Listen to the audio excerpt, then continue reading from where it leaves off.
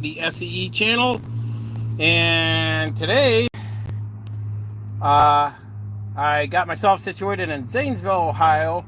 Um, my customer's right up the road, and so I'm staying at the Loves. That way too, I'm 5 minutes away getting fuel at the Ryder shop before I head into the mountains, which I'll be in most of the mountains after my first stop tomorrow. For the remainder of Monday. So therefore, I'm not going to have access to fuel. So anywho, um, as I had put out there, going to be a little surprise where I'm sitting at today, and that is, yeah, my Cascadia just turned into a orange hood. Yeah, buddy. So we are styling and profiling in a 589. So I did not pop the hood because the last time I was here last year, towards the end of summer, I think, in the fall, and yeah, that one of the used trucks, the hood nearly fell open. Well, here, switch it back. The hood nearly fell open, so I had to shut it back. So it's a brand new truck. It's a 20. It probably registers a 25. It was manufactured February 25th of 24. So I had to open the door to get some breeze in here. Nice leather seats, heated, cooled leather seats. It's got, I believe this is a heavy haul because it's got the rails for the fifth wheel for like a gooseneck RGN to get up on there. So we got air to air. Oh, what do I want to say? Maybe the airbag dump. Got the suspension dump. I'm sorry, I don't know what these two are. They're saying air 1, air 2, PTO. You got your differential locker, your axle locker, fifth wheel slide, um, sleeper, spare gauges, traction control. Not much for the gauge package on this one. So, but this one out of the three I could get into, I like this one the best. I believe it's like a 66-inch sleeper, maybe 70-inch. So the refrigerator's right there. Cabinet. But yeah, all cabinets all the way around. Like I said, this a single bed, emergency window. I believe that side does not have one. But get back here. So desk, cabinet, more cabinet space, overhead cabinets, of course, and closet, hang your clothes, which I use quite a bit. I wish mine came with the vanity mirror, but it did not. But I have all that. That's kind of similar to what I have in the Cascadia. Of course, the fridge, good sized fridge with a freeze. So anywho, felt that since I got over here early enough, I could, and all three of the new trucks are unlocked, and so are the day cabs, but they're kind of a cookie cutter day cab.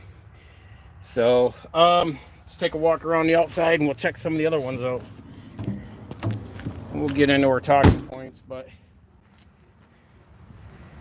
anyhow, that's this one. And it is true dual exhaust. It's not a single pipe. Those, as I was explaining to my wife, this is the exhaust pipe. That's just a dummy pipe over there. It's not hooked to anything under the cab. Stops right behind the driver's seat. All three of these trucks are going to have true duals. 11/24/5s. Both sides have toolboxes here. Def, mid marker light. Got your S bar heater right there. But the one thing that distinguishes this and the blue one is these risers. Risers usually mean that you're getting them spec for a heavy haul spec for step deck RGN, something like that. as compared to this one that does not have it. More for just like your standard reefer, freight, flatbed, what have you. And you can see here on this one the same thing. Yeah, the riser there, brand new joust. The only thing I'd say on the orange one and this one, I would move these boxes up one more pinhole up, because they're right, the bottom of them's right at the almost to the below the fuel tank. But yeah, we'll come over here and start with the black one from moving out of the orange. You gotta shut that orange door anyways. But what I would do is remove this box, and I would do a green APU there, and I would do fenders on this. There's a used truck down the way. Now keep in mind, some of these trucks on the sleepers, they come with rear windows. There's a used truck down there, a smaller sleeper, like a 48-inch, maybe 52-inch sleeper. Back window's cracked because stones flying up, puncturing the window. So, yes, this is the big sleeper. This one is also, like I said, probably more for freight because it's an automatic. And no gauge. One of these has got a gauge package, maybe the blue one. But they all come standard with a CB, Cobra, CB. But as you can see, the bunk is wider, probably by about 4 inches. But the other one with the shorter sleeper, that cabinet just goes across, where this one is cut out for the TV. But same thing, refrigerator, cabinet. It's all the same layout. It just goes back further. So you get a wider bunk and access for a TV mount. But overall, it's just pretty much the same truck.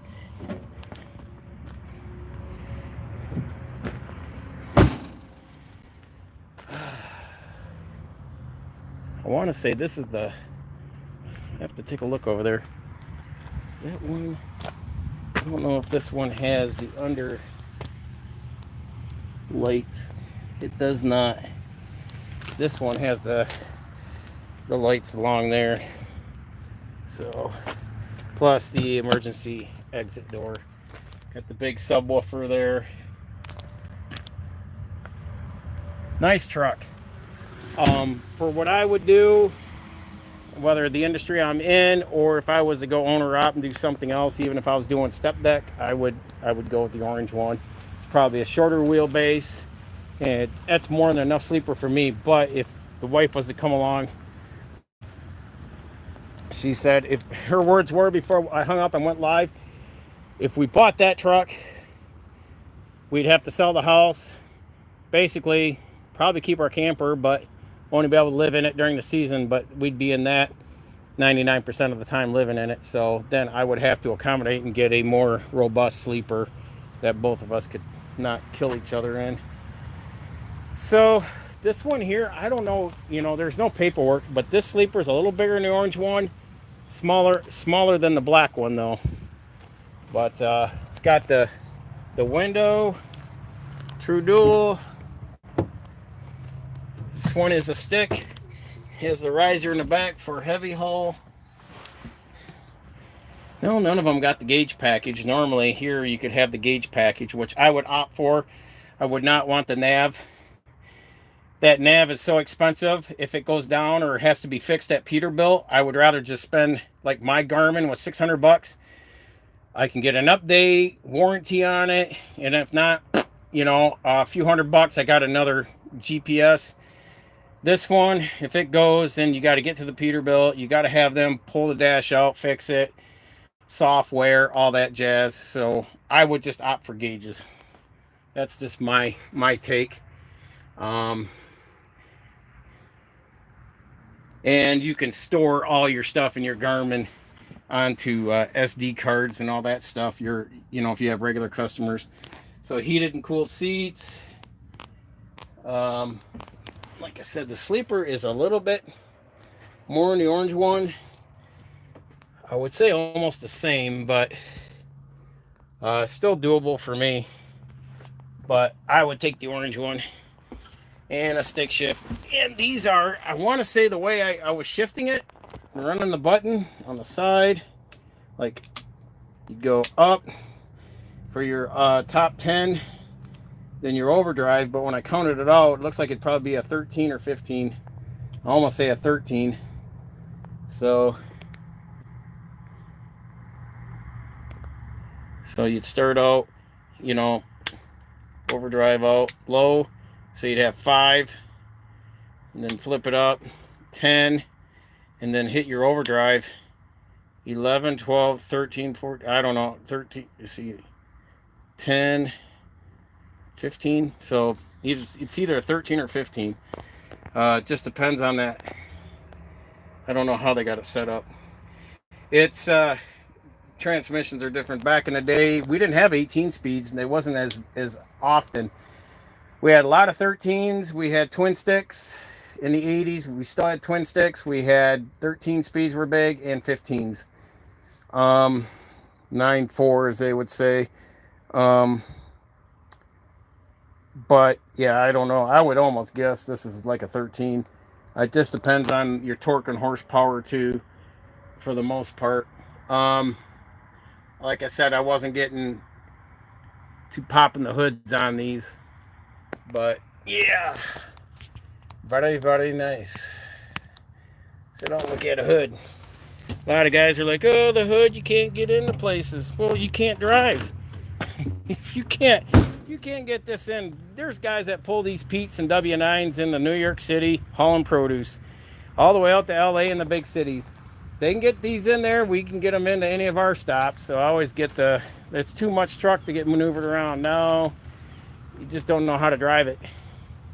I'm glad I started out heavy haul with a hooded truck right at 21 years old. So, you know, everything and anything's doable.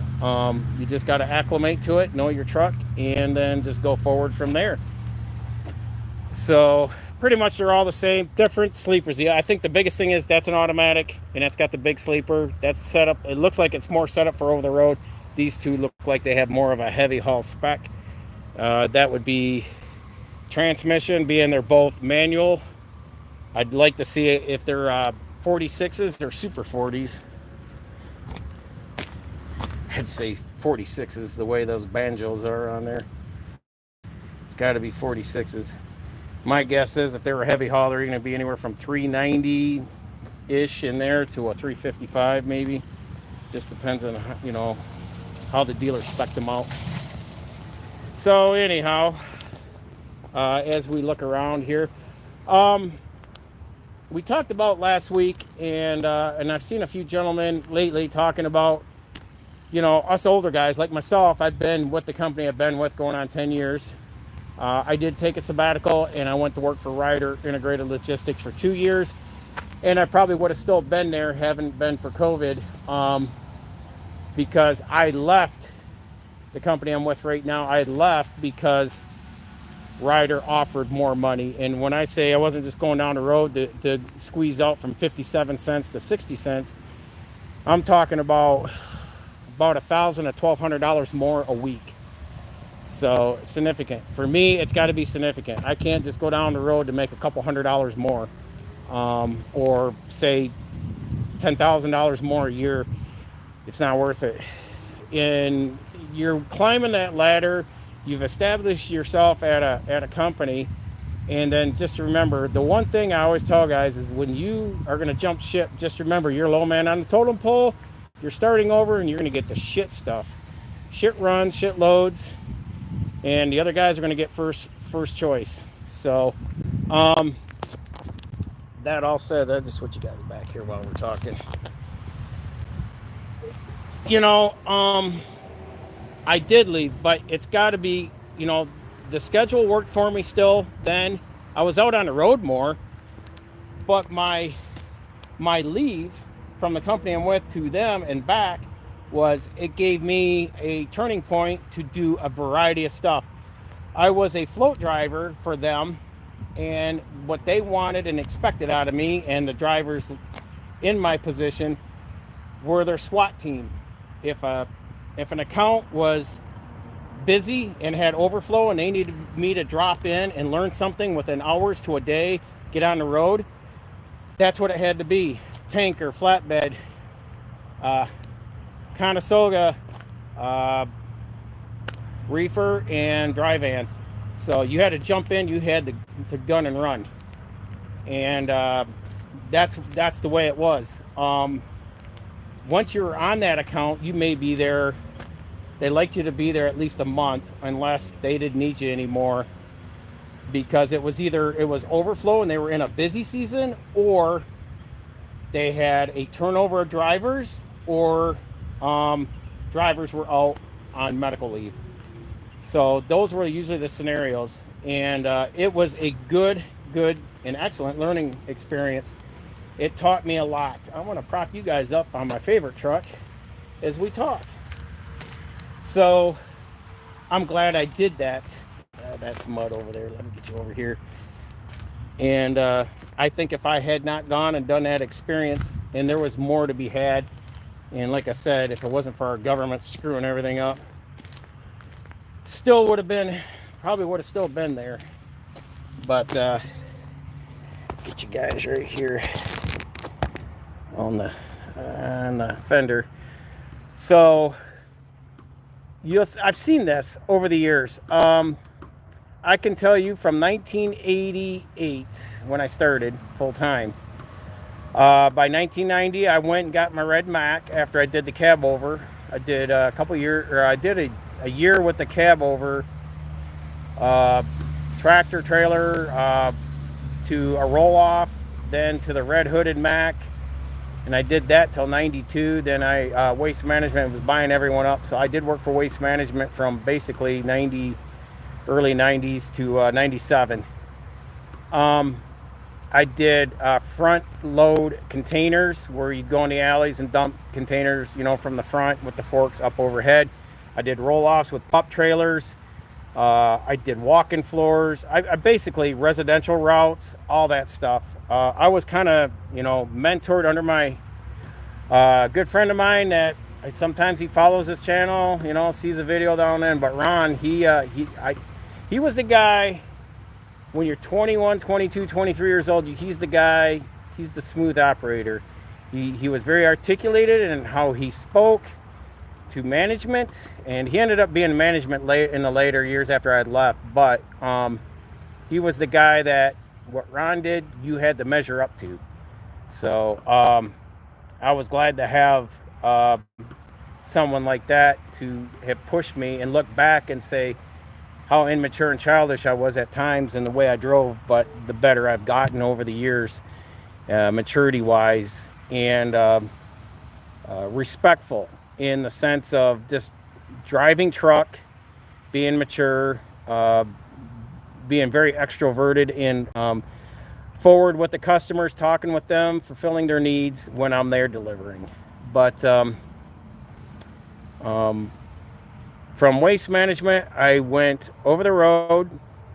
I did that for a couple years, and then I did a couple years with family doing everything. RGN, CAD. I was hauling CAD equipment with RGNs, loaders, dozers, excavators, a 1300 Morbark to 8-axle, 6 to 8-axle walk-in floors, gravel trains, everything. We did we had a screener for topsoil. JDC, I did that for just over 2 years over the road, and I definitely got my over the road experience with them.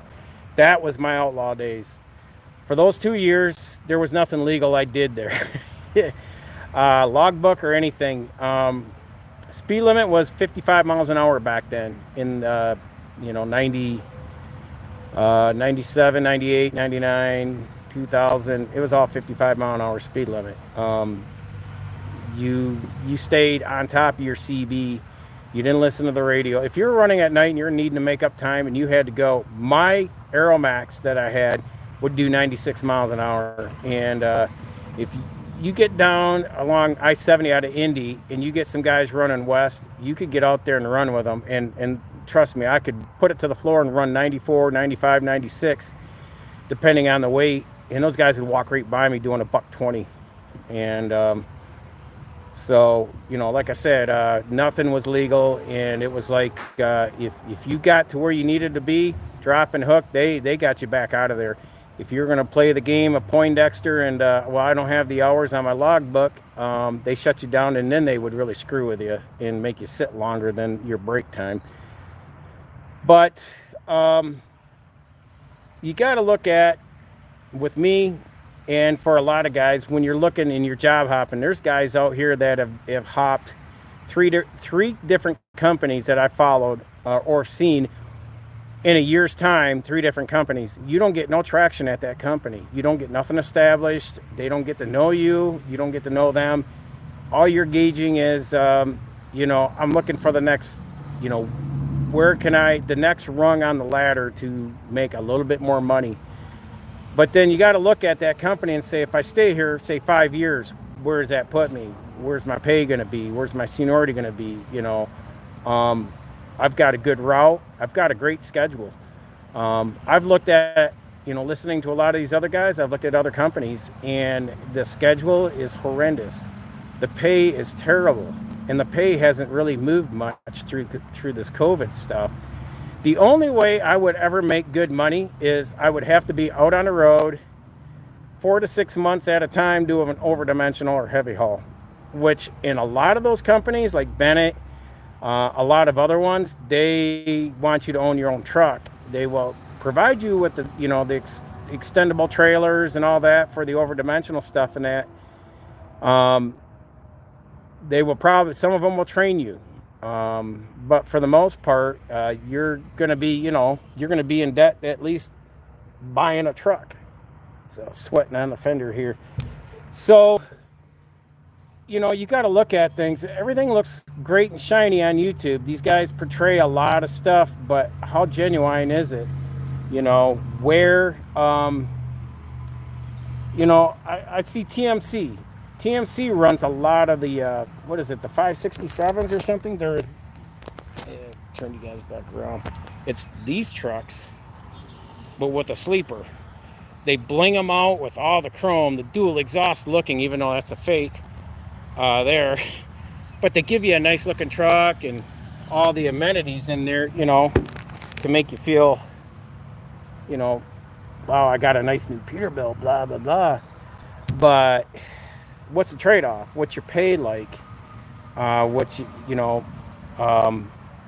They say they can get you home every weekend. TMC, for instance, in their flatbed.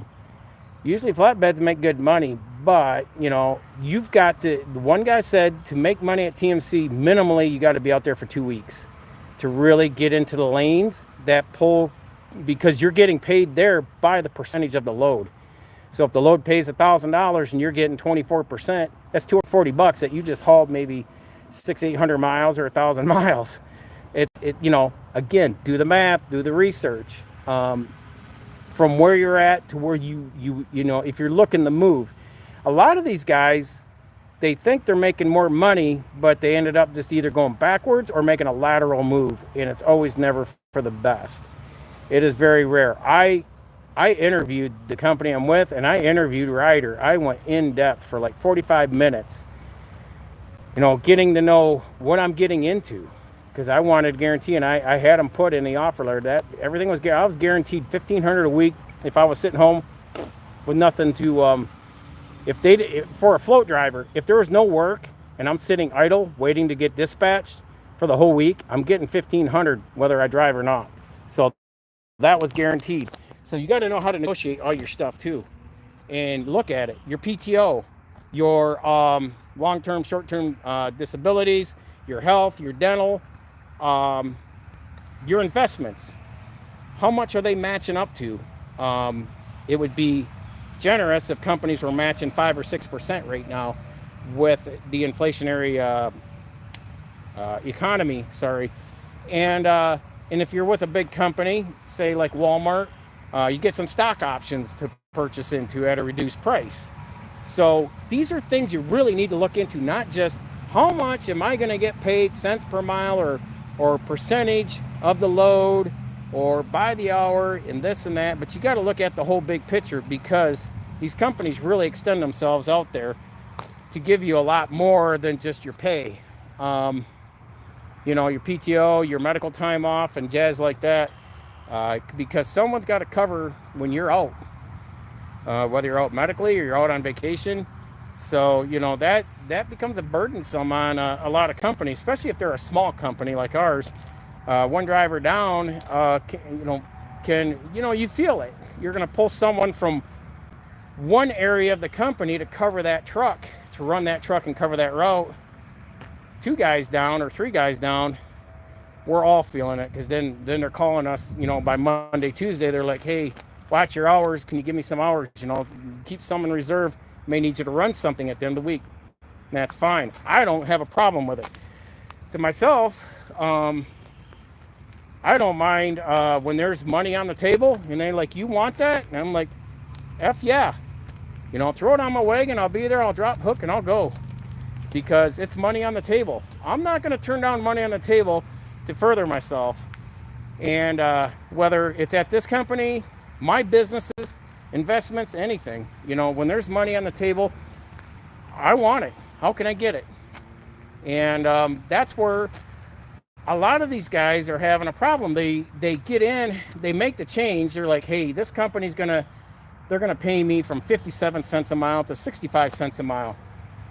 And then they get there and they're like, oh yeah, but if I have, as long as I'm driving within the speed limit, because some of them have, they can track all your speed, your dash cam, any violations on your dash cam, if you're following too close, this and that. Ryder held me to that. That's what changed a lot of my driving habits, because it would turn that camera on every time I was following too close. Well, it's kind of hard between Washington, D.C. and Baltimore on I-95 when everyone's dive bombing like mosquitoes in front of you. And it would trip the camera. Then you got to go in and have a behavioral assessment of your driving and blah, blah, blah. So, you got to understand that can ensue, where if you're going to get more money, they may be having you more under a microscope. And or you're going to have to do more work to get to up to that money. And like I said, whether it's a monthly safety bonus and fuel savings bonus, Trucker Rob's leaving Bay and Bay because they extended the fuel savings bonus to 75 cents. What was it? The mileage. The truck was supposed to get 7.6 or 7.54, something like that, per mile on average during its weekly run. They upped it to 7.8. I can't get that, and mine is running tops. I ran 9 miles to the gallon most of the day today, and that's because the truck is tip-top and tuned. When it was running for like over a year, I could never see 8, and so I don't know. So you got to look at some of that stuff. You got to look behind the scenes, pull the curtain back and look, are you going to be making a lateral move, or are you going to be stepping back? And you really got to know. And then what's your schedule going to be like? Is that going to fit your schedule for what you want to do, being at home, if you have a wife and kids, or if you just have hobbies or something you want to do? Is that going to fit your lifestyle? For me, I'm an empty nester. If I could take my wife along, I'd live out on a damn road, and she knows it. This truck right here would be a prime example. Get a truck like this, put me behind a load, and we can just take off and run. Other than coming home for the holidays, we'd run. And she loves to travel. She loves to see the sights, as I. So it don't bother me. A lot of guys, they need to be home every day. That's fine. Like I said, not all companies are a good fit for everyone. The other thing too is, you may be asked, hey, we're going to pay you more money. Like for me, I made good money at Ryder. My best checks were $4,500 a week, $14,000 a month. But I was gone all the time. And there was a lot of times I was humping my ass, unloading building materials. I may have 10, 12 stops with building materials on a Conestoga trailer, and have to, you're pulling the tarp back and you're getting all that stuff, and then you're restrapping it and tying it back down for the next stop, and it went on and on and on. So reefer, they, instead of me paying lumpers, company said, hey, we'll pay you the lumper if you want to go break the pallets down and restack them the way they want them. And I'd make about $800 a week under the, basically tax-free money. because it was money they would send out on an express code for the lumpers. They just write me a check.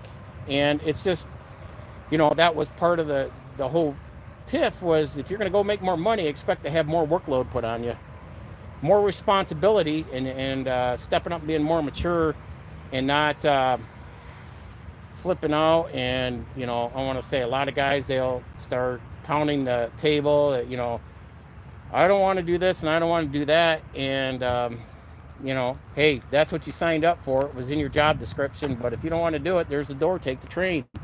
And that's happened. I've seen guys come in and complain over the most minor things and get let go.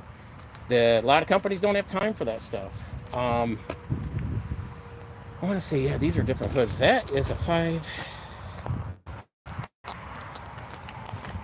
that's a 589 hood. That's the 567 or the 579 hood, or not the 57. Yeah, 579, I think it is, or 567. 567. And Peter Black can never keep up with their stuff. So, really do your homework. If you're thinking, hey, if you're making now, when I was at the more bottom of the pole here back in say 2015, 16, I had a friend of mine I went to high school with. He was driving over the road. He was coming in, and he would always call and say, "Hey, you out on your route on Friday?" I said, "Yeah." He goes, "Hey, I'm getting town. I'll meet up with you somewhere."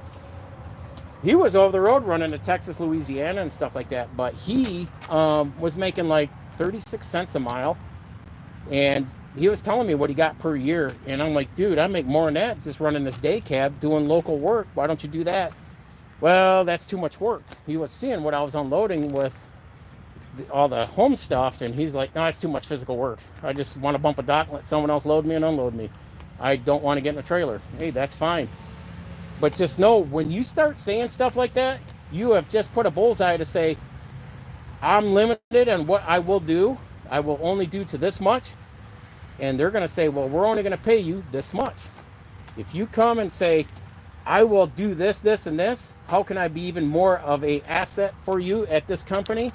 And when you start bringing yourself more to the table like that, you're opening yourself up to get recognized and get more monetary and raises, or better, a better truck.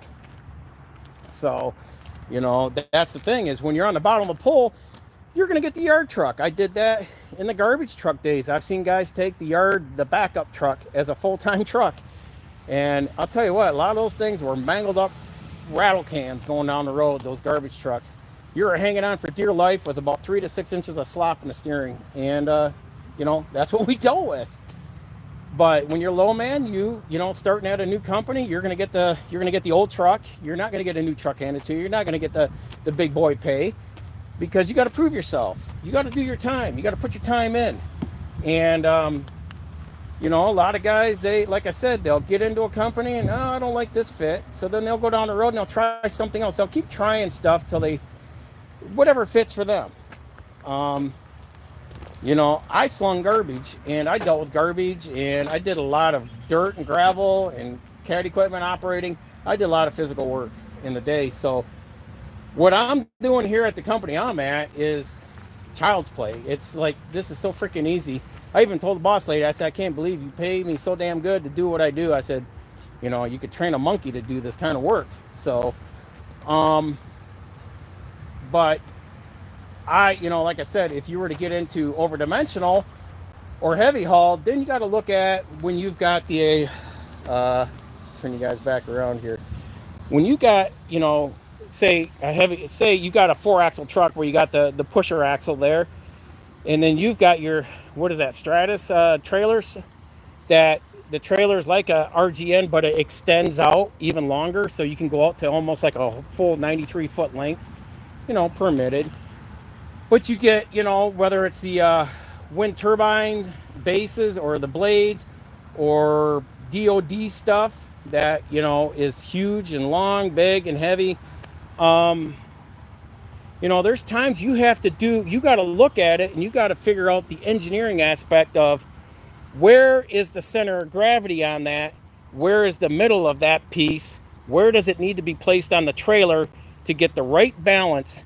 So these back wheels, 80 feet away from the truck are not so overloaded and you're just so light up here. You have to figure that stuff out as a driver.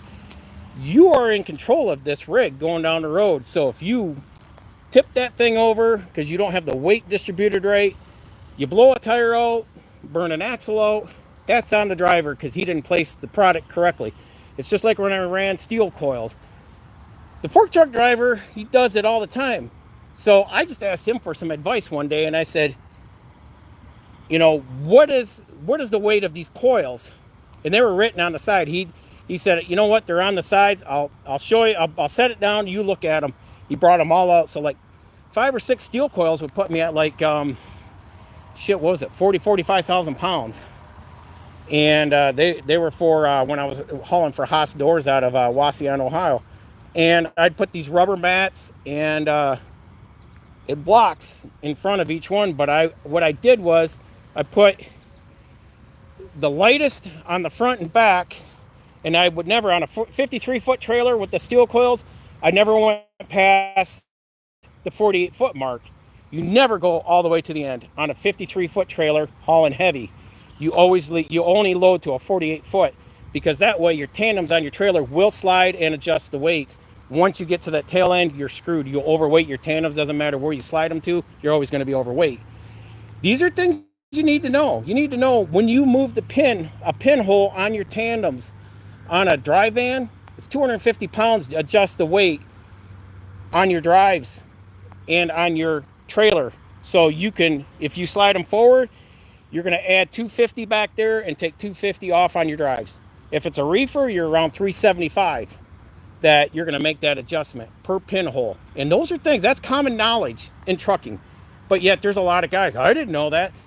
Well, then you're not a real professional driver because you haven't been around the block enough to fucking know that. So these are things that you just got to be all around. Just like when I ran 8-axle trailers. 3 or 4 axles are permanent. The other ones are airbagged, which means they go up and down their tag axles. Now you got to adjust your air pressure. The max pressure, you're going to run 60. So then you got to know where you need to have your air pressures. And I always got them, I was pretty much 90% dialed in all the time. I only got called out at Ionia, Michigan scale houses once. He gave me one try and I got it dialed in. He goes, you don't get those axles dialed in when you come back across, he goes, you're getting a ticket. And I got him dialed in and he waved me through. So you got to know your equipment. You got to know every piece of equipment, whether it's heavy haul. That was heavy haul. Just like with over width, over height, and stuff like that. And you got to know your permitting. You've got to call the DOT and each port of entry. You go into each state, you got to have your permits to cover that state. But you also have, if you have to have pilot cars, you got to wait for the pilot car at that port of entry. And then they got to escort you because you got to make sure if you got height restrictions that you don't hit anything. So there's all that stuff. That's added responsibilities, like I said in the description. If you want to take that on, great. You're going to make the big money. But if you just want to be mediocre, pull a dry van with a plain Jane Cascadia down the road, and that's it, and have no brain cell for thought to do anything, then that job's for you. Go drive for Swift. Hell, anybody that has no brain cells is gonna drive for a company like that. So, you know, that's what I'm saying is, if you want to step up your game, you got to look at and taking on more responsibilities to make more money. But if you're going to make more money, just remember that's coming along with it. You're not just going to get handed an easy job for more money. And too many guys think that way, that they can still do the nice schedule they have currently with nice equipment and this and that. You may end up starting out at the bottom with old raggedy equipment at the bottom of the scale, but up to and working your way up to the good pay. So unless you're coming with 25, 30 some years of experience and can show it and prove it, and even if you're an owner operator with your own truck, yeah, then you'll probably start out. You know, a lot of these overdimensional owner operators that are in overdimensional heavy haul are doing $250,000 to $350,000 a year. So you can own your truck within, 3 years, and but you're going to be gone a lot. You're going to be dealing with a lot of stuff. there's a lot of variables to always go wrong and always to overcome, obstacles to overcome when you're doing that kind of work. But if that doesn't bother you and you're a solution finder, then that's a job for you. And that's what I've turned, I want to say I turned my persona into, is I wanted to be a solution finder instead of just coming in. And I've seen guys come in and start railing dispatch, girls in dispatch. I've even seen them threaten them because they weren't getting their way. And because it was just something so minute. So just keep that in mind. Do your homework. If you're looking to move to a company for more monetary, ask questions. The biggest thing I can tell any driver out there, you're going to make a move into a company, ask all the questions. Because if they're irritated with you asking questions, that's not going to be a company for you, because they're probably, if they're irritated with you asking questions, how irritated are they going to be with you when you have a problem on the road and you're trying to look to them for answers, even if you give them a solution. But, there's companies out there, they're not very healthy to work for. So, flip you guys back around here one more time. So yeah, that would be a good fit for me. I think, yeah, both those trucks are the same sleeper. I'm sorry, that blue one, I didn't realize that window. That one, I think that's the 80 inch, and then he's probably the 72, I believe. So that works for me. But anyhow, folks, that's what I'm trying to say is, ask questions if you're going to go forward. Sit down with your spouse if you're married. Find out if the change of schedule is going to work for you. So you don't get your feet first into something and then you're gone, 2, 4 weeks, 6 weeks, and then you're back home. That's the key to an early divorce. So make sure you're all on the same page. My wife and I are, and we talk. We sat down last night and I said, hey, it's the end of the month.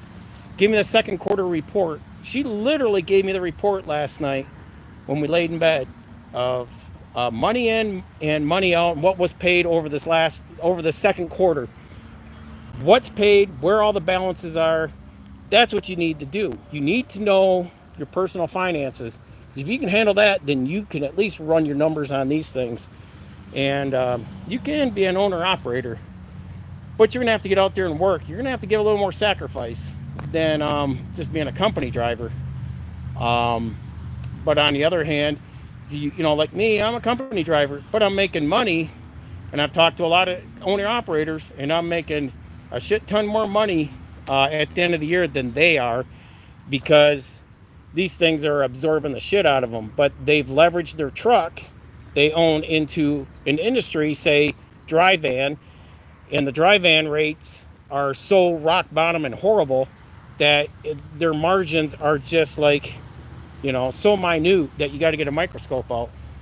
You'd almost want to put your truck into an industry that is going to have a higher margin for profit and money making, and has work, freight, dry van freight and reefer.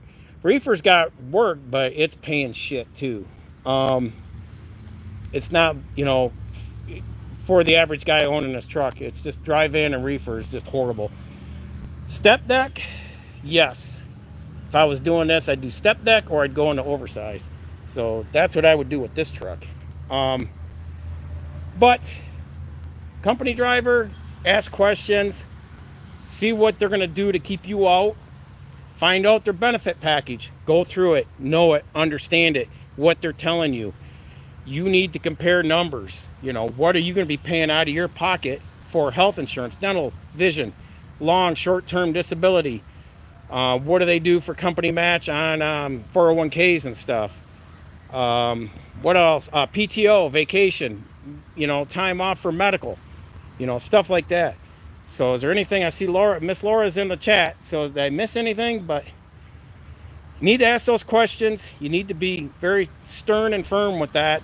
And if that's the company you're going to go in, don't overthink it. Don't overanalyze it. Get in and do it. Learn it, do it, and become the best at it. And that's the one thing that Tony Robbins and Bob Proctor have always said. If you're good at something, be the best at it. That way you shine above everyone else. Otherwise, you're just another run-of-the-mill truck driver holding the steering wheel. And My advice is never use words that are negative. And words like can't, difficult, don't know how, if you don't know something, ask questions. Hey, I don't know how to do this. Can you show me? Can you teach me? I'm willing to learn. But never say, I can't do that because I don't want to. I don't know how to do it. I can't do it. Stuff like that. Don't use negative words. It just leaves you into that negative mindset, and it tells the employer where you're going to limit yourself to. Give things a positive meaning to whatever you say and do, and always be a solution. Always find a solution to a problem so you can help your employer who's not out on the road, to give them a visualization of what you're seeing and how it can be corrected and be more efficient and safe going forward.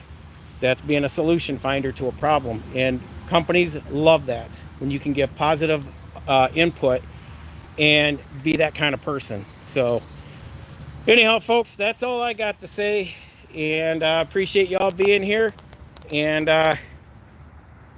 love your channel. Good advice, my friend. Thank you. Hey, I appreciate it. Wisconsin truck driver.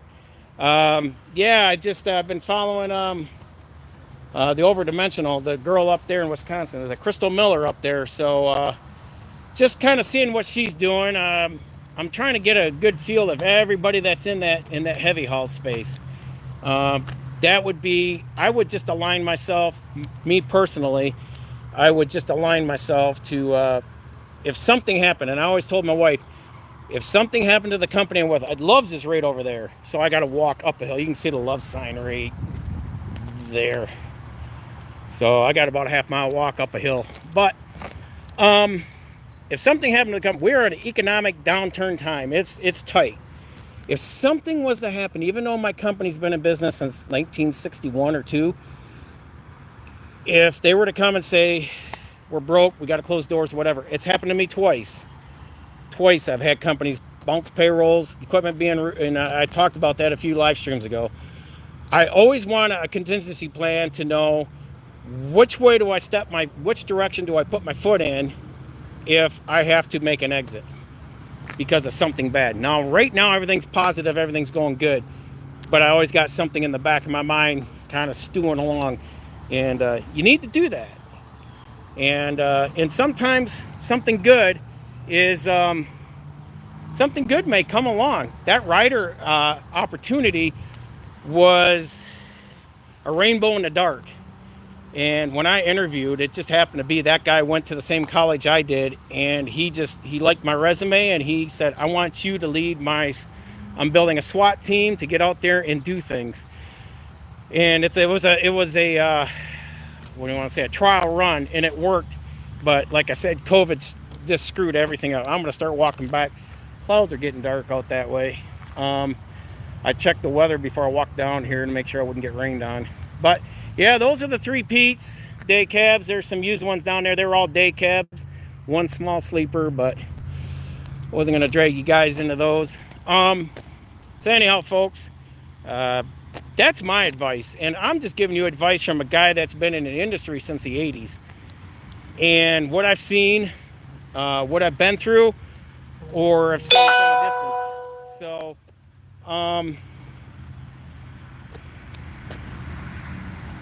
let's see, wife just sent me a message. Oh yes, and again, thanks for Wisconsin truck driver. Hey, 97, right on, man. Yeah, I think I've got 9 years on you. 97 was the year I got out of waste management. There was a time. Now, there's a time right there. Let's use that for example before we close out here. You made a good point with 1997. March of 97, waste management had not given anyone in our division.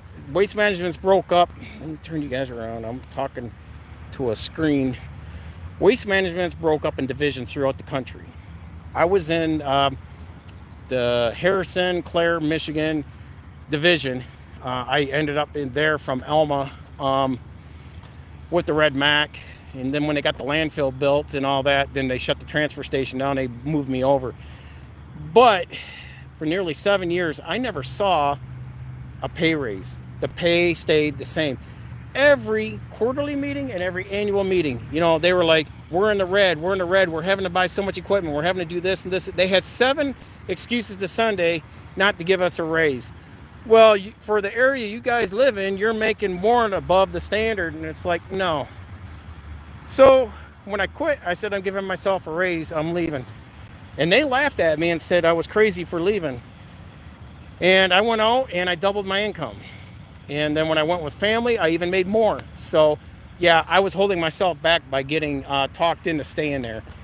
So 97 was a positive move. And that's when I realized you need to keep your head on a swivel and know when the company's becoming stagnant, you're not seeing any monetary raise. And I'm not saying every year, but I'm saying, like, if you're going like 5 years out and nothing's changed, you may want to have a sit down with management and start questioning the future, or maybe, even 3 years, and just kind of get a feel of things and see where you need to be, if you need to, if they're going to move you up, or if it's time for you to pull up your boots and move on down the road.